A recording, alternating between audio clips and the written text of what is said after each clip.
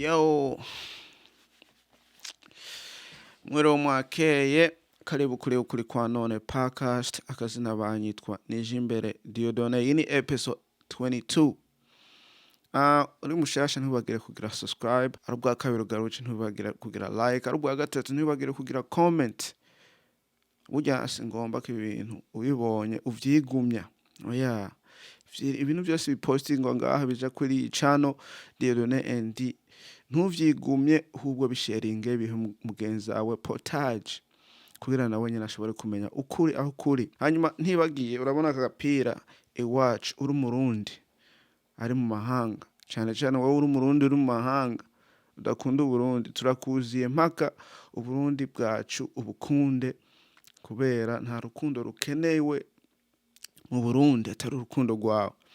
Rero ugiye ngaho kuri U.K.P Burundi.com urashobora kugura aka gapira aho iyo nkofero maze n'ibindi bintu byinshi ushobora kugura ukerekana aho ukagira ishimo ryo kuba uri umurundi. Gira ishimo, ntitugurisha impuzu, tugurisha ishimo. Ino munsi ndabazaniye ibintu bibiri gusa tugomba ko tuyaga ko bimwe vyabaye muri Russia, ibindi vyabaye ngaha muri Amerika.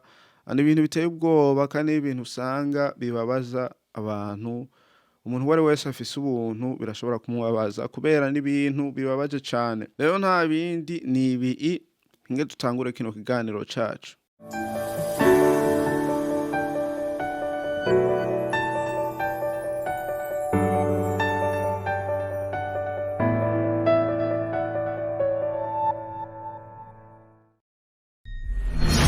Rero ikintu ca mbere ngomba ko twoyaga ko ni ikintu kibaye vuba, maze ibintu byose bibaye vuba, ntaciye nk'indwi aho indwi zibiri bibaye. Rero ikintu cabaye muri Baltimore ni muri US, aho Imeri ikiboti kinini cagize isanganya kubera umuriro, umuyaga nkuba waco wakatitse kiriko kiraca munsi y'ikiraro.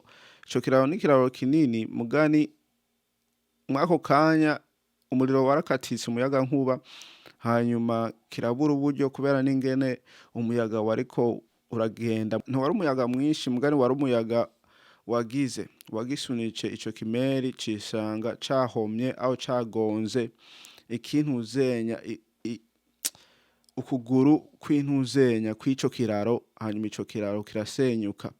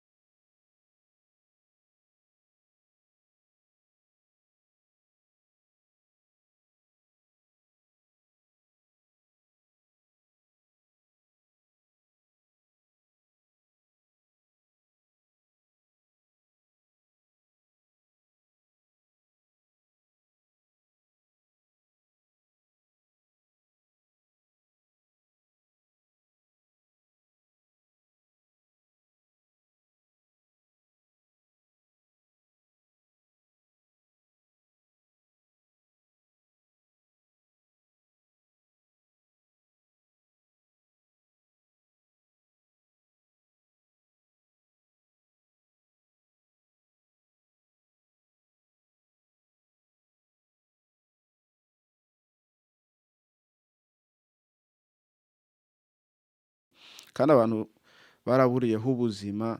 Urumva amagari ariko aracaho hari mu kajoro, abantu bavuye ku kazi bitahiye, abandi bagiye ku kazi.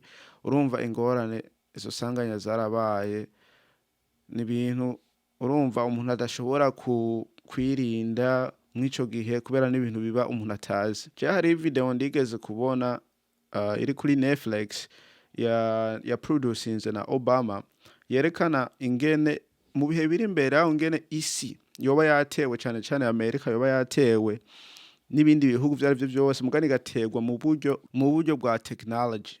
Mu buryo bwa technology urumva ibintu byose bikoreshwa n'umuriro birashobora gukatikwa, ibintu byose bishobora gukoreshwa na computer birashobora gukatikwa. Rero ivyo bintu babikoze aho ivyo bintu bibaye, urumva nta kabuza usanga amahoro mw'ico gihugu atayariho.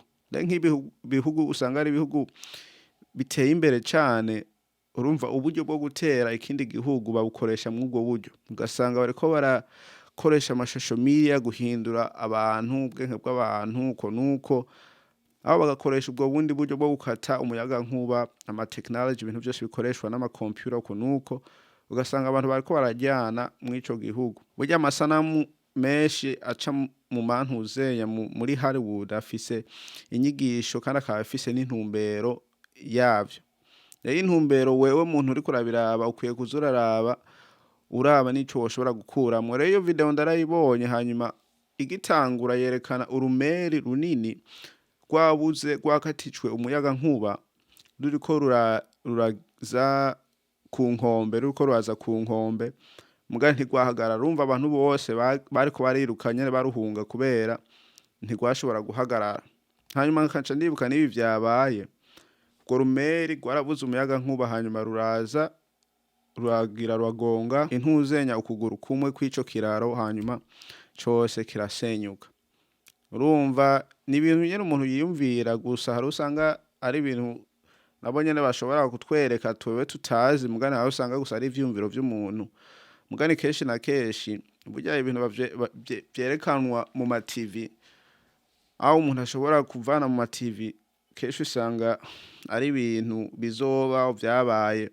Nk'ubu muri iki gihe turimo n'igihe usanga abantu benshi bafise ubumenyi, bafise information, bafise ibintu byose bakuye ahantu, urumva, kandi ububeshi bwinshi buriko buraja ku mugaragaro, ibintu byose biriko biraja ku mugaragaro, kubera byose bizoja ku mugaragaro, hanyuma bibeho nk'ibintu bisanzwe vyiza bibi uko nuko.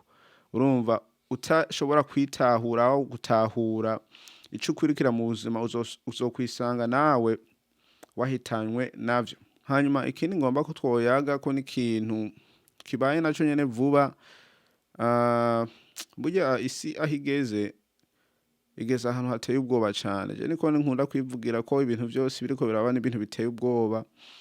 Urumva muri iki gihe hose umenga n'urupfu hehe, kandi biba mu bihugu uvuga ngo ati vyateye imbere, vyiyakiye, bizi umurongo birimwo, mugano ugasanga nivyone biriko birategwamo ingorane cane cane. Ego kw'isi nzima hose nta mutekano uriho, kubera hariho ibintu bimwe biba ugasanga ntibabishizeko umwanya nk'uko bikwiriye, ugasanga abantu benshi ntibabimenye, mugani vyinshi biramenyekwa naho bogomba kubizimya, kutabiha umuco. Mugani rero ibintu vyabaye mu Burusiya, habaye ingorane kubera hariho abagabo bane bateye ahantu abantu bashobora kugenda kumviriza indirimbo, kumviriza ibintu vyarivyo byose bigomba kubaho.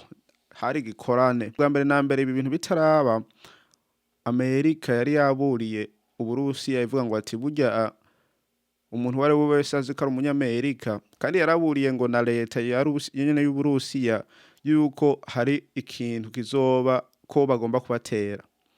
Nabo bantu babateye n'abantu babagiza nabi, uwovuga ngo ati ngo bavuye ngo muri ISIS. Mugani urumva ISIS n'ingene n'ibintu biriko biraba muri Ukraine, urumva abantu baca aho ngene Uburusiya bwo bifata, aho Putin ingene yo bifata, acafata yuko abantu bateye kari abantu bavuye mu gihugu ca Ukraine, kubera n'ubundi ngo bariko barabiruka ko ngo inyuma babona bariko baragenda iyo Uburusiya buherereye. Rero baca bibaza ngo ni kubera ivyo. Urumva hari abantu benshi bahonye kubera ivyo caduka cabaye. This morning, Russia continues to question who is behind the deadly concert hall attack in Moscow. 4 men have been charged, all from Tajikistan. Their faces bruised and swollen in court. This man apparently unconscious. As ISIS claims responsibility for the attack on Friday, Russian President Vladimir Putin claims without evidence the men were headed to Ukraine, where people there were preparing to let them cross the border. Vice President Kamala Harris with ABC's Rachel Scott. Does the U.S. have any evidence to back that up? No, there is no whatsoever any evidence, and in fact what we know to be the case is that ISIS-K is actually, by all accounts, responsible for what happened. Ukraine has repeatedly denied playing any role. On Saturday, a U.S. State Department official said the U.S. did share information with Russia about a possible attack.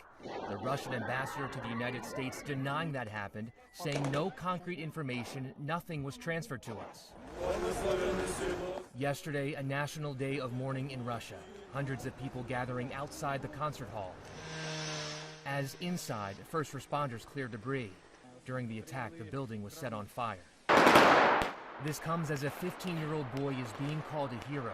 In video released by Russian state TV, it shows Islam Khalilov saving dozens of people, leading them away from the gunfire. Burya umuntu wese afise icyumviro ivyumviro ku bintu biriko biraba nkuko Putin afise ivyumviro yuko usanga ari nyene ibintu Ukraine yagize kugira nyene bamutere ahandi naho ugasanga yiyumvira yuko ari Amerika yoba yabigizemwo uruhara nayo nyene kugira ironka uburyo bwo kuyitera mugani vyose ntaho bimenya kubera ukuri aho kuri kwabo bantu nabonye naho usanga batazi ukuri aho kuri ugasanga ingorane ni zazindi nyene ugasanga bariko baratora izindi aho iyindi myanzuro ishobora kugumya ingorane zaduka ugasanga nta mutekano uzoba hagati y'ivyo bihugu bibiri aho bitatu kubera nta umenya ingorane hiri. Sindabivuze ko meshi sinagombye kubarandira mugani urumva ibintu nivyo kuri kwaruko hanyuma ntwibagire kugira nte kurungikira iyi video mugenzawe nawe nyarashobore kumenya ukuri aho kuri hanyuma ntibagire kugura aka kantu zenya ugiye ngaho muri link hariho website ushobora guklikinga ko yitwa U.K.P Burundi nawe ugire ishimo kuba uri umurundi aho uherereye hose mu mahanga werekane urukundo ufise hanyuma tuzosubira kubona niyo twabonana peace.